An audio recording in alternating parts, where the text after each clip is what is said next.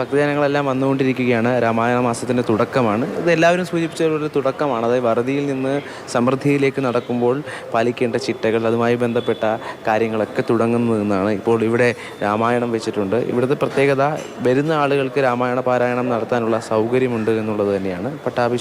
അഭിഷേകം നടത്തിയിരിക്കുന്ന ശ്രീരാമൻ്റെ ചിത്രത്തിന് മുന്നിലാണ് രാമായണം നടത്തുന്നത്. മുൻപ് എല്ലാവരും പറഞ്ഞ പോലെ നാലമ്പല ദർശനമാണ് ഏറ്റവും പ്രധാനപ്പെട്ട കാര്യം.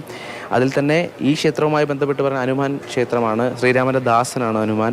അത്തരത്തിൽ രാമായണം വായിക്കുന്ന വീടുകളിലെല്ലാം ഹനുമാൻ്റെ സാന്നിധ്യം ഉണ്ടാകുമെന്ന വിശ്വാസമുണ്ട്. അതുകൊണ്ട് തന്നെ ഈ അമ്പലത്തിൽ വലിയ തിരക്ക്, അത് ആചാരപരമായി പ്രത്യേക പൂജകളുണ്ട്, അന്നദാനം നടക്കുന്നുണ്ട്. അത്തരത്തിൽ കുറേയധികം ആളുകൾ എത്തിയിട്ടുണ്ട്. നമുക്ക് അവരോട് തന്നെ ചോദിക്കാം, ഇന്നത്തെ ഈ അമ്പലത്തിൻ്റെ ഒരു പ്രസക്തി എന്താണ്? ഇന്നത്തെ ദിവസം ആളുകളെത്തുമ്പോൾ ഇന്ന് കർക്കിടക 1-ാം തീയതിയാണ്, രാമായണ മാസം. രാമായണം എന്ന് പറഞ്ഞാൽ തന്നെ ഹിന്ദുക്കളുടെയും പ്രത്യേകിച്ച് ഭാരതീയരുടെ മുഴുവനും ഒരു ഭക്തി സാന്ദ്രമായ ഒരു ഗ്രന്ഥമാണ് രാമായണം. അതിൽ തന്നെ രാമനിലേക്കുള്ള അയനം, അത് എത്ര പേർക്ക് എത്താൻ പറ്റുമെന്ന് അറിയില്ല.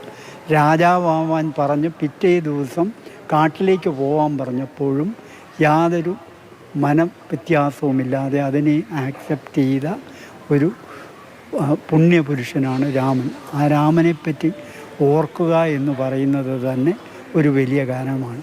രാമൻ്റെ ഏറ്റവും വലിയ ഭക്തനായിരുന്നു ഹനുമാൻ.